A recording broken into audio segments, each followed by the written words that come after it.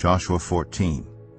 Now these are the areas the Israelites received as an inheritance in the land of Canaan, which Eleazar the priest, Joshua son of Nun, and the heads of the tribal clans of Israel allotted to them.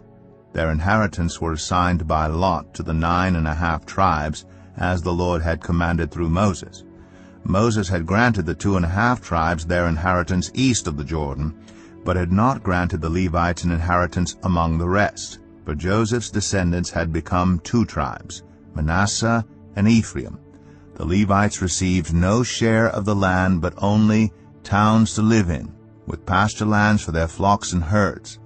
So the Israelites divided the land, just as the Lord had commanded Moses. Now the people of Judah approached Joshua at Gilgal. And Caleb, son of Jephunneh, the Kenizzite, said to him, "You know what the Lord said to Moses, the man of God, at Kadesh Barnea, about you and me. I was 40 years old when Moses, the servant of the Lord, sent me from Kadesh Barnea to explore the land. And I brought him back a report according to my convictions. But my fellow Israelites who went up with me made the hearts of the people melt in fear. I, however, followed the Lord my God wholeheartedly. So on that day Moses swore to me, 'The land on which your feet have walked will be your inheritance, and that of your children forever, because you have followed the Lord my God wholeheartedly.' Now then, just as the Lord promised, he has kept me alive for 45 years since the time he said this to Moses, while Israel moved about in the wilderness. So here I am today, 85 years old.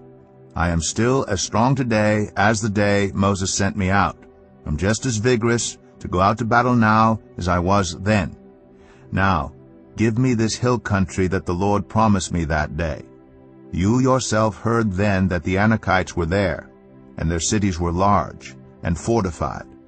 But the Lord, helping me, I will drive them out just as he said." Then Joshua blessed Caleb, son of Jephunneh, and gave him Hebron as his inheritance. So Hebron has belonged to Caleb, son of Jephunneh, the Kenizzite, ever since, because he followed the Lord, the God of Israel, wholeheartedly. Hebron used to be called Kiriath Arba, after Arba, who was the greatest man among the Anakites. Then the land had rest